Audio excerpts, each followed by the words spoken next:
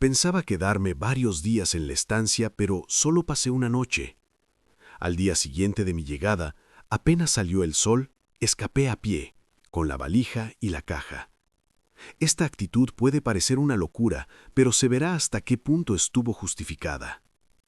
Apenas nos separamos de Hunter y Mimi, fuimos adentro, subimos a buscar las presuntas manchas y finalmente bajamos con mi caja de pintura y una carpeta de dibujos, destinada a simular las manchas. Este truco fue ideado por María. Los primos habían desaparecido de todos modos. María comenzó entonces a sentirse de excelente humor, y cuando caminamos a través del parque, hacia la costa, tenía verdadero entusiasmo. Era una mujer diferente de la que yo había conocido hasta ese momento en la tristeza de la ciudad, más activa, más vital. Me pareció también que aparecía en ella una sensualidad desconocida para mí, una sensualidad de los colores y olores. Se entusiasmaba extrañamente para mí, que tengo una sensualidad introspectiva, casi de pura imaginación, con el color de un tronco, de una hoja seca, de un bichito cualquiera, con la fragancia del eucalipto mezclada al olor del mar.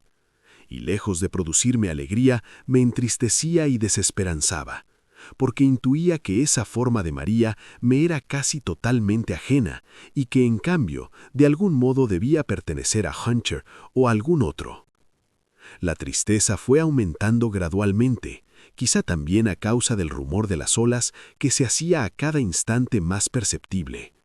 Cuando salimos del monte y apareció ante mis ojos el cielo de aquella costa, sentí que esa tristeza era ineludible. Era la misma de siempre ante la belleza, o por lo menos ante cierto género de belleza. ¿Todos sienten así, o es un defecto más de mi desgraciada condición? Nos sentamos sobre las rocas y durante mucho tiempo estuvimos en silencio, oyendo el furioso batir de las olas abajo, sintiendo en nuestros rostros las partículas de espuma que a veces alcanzaban hasta lo alto del acantilado. El cielo, tormentoso, me hizo recordar el del Tintoretto en el salvamento del Sarraceno. «¿Cuántas veces, dijo María, soñé compartir con vos este mar y este cielo?» Después de un tiempo, agregó: «A veces me parece como si esta escena la hubiéramos vivido siempre juntos.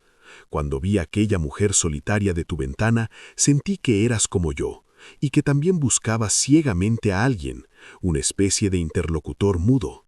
Desde aquel día pensé constantemente en vos. Te soñé muchas veces acá, en este mismo lugar donde he pasado tantas horas de mi vida.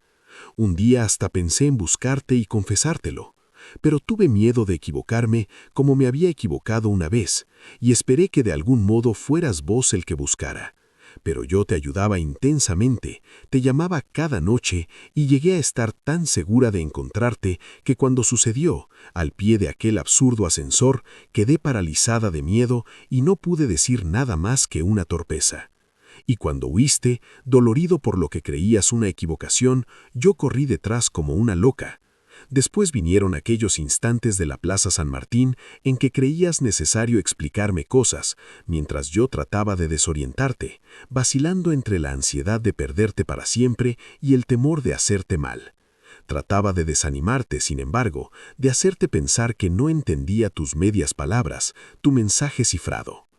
Yo no decía nada.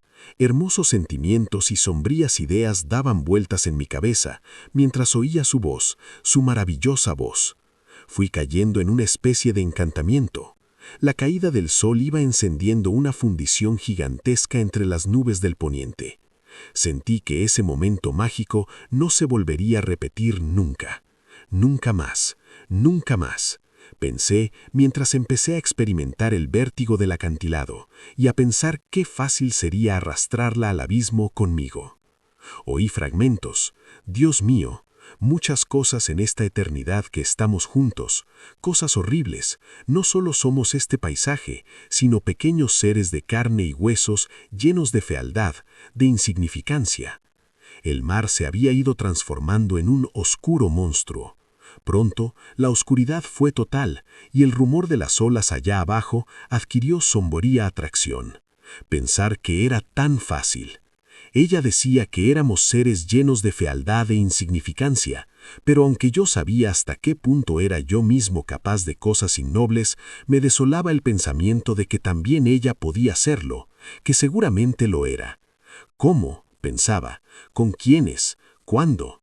Y un sordo deseo de precipitarme sobre ella y destrozarla con las uñas y apretar su cuello hasta ahogarla y arrojarla al mar iba creciendo en mí. De pronto oí otros fragmentos de frases. Hablaba de un primo, Juan o algo así. Habló de la infancia en el campo. Me pareció oír algo de hechos tormentosos y crueles que habían pasado con ese otro primo.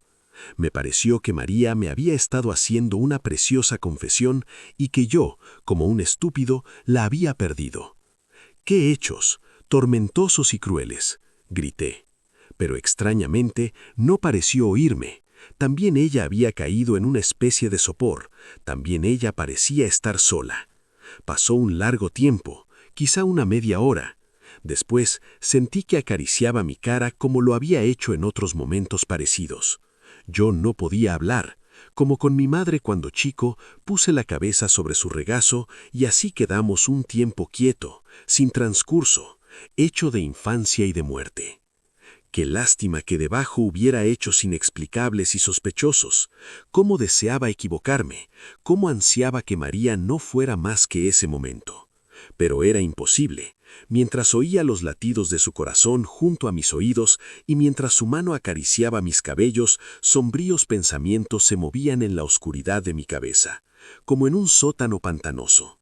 Esperaban el momento de salir, chapoteando, gruñendo zorramente en el barro.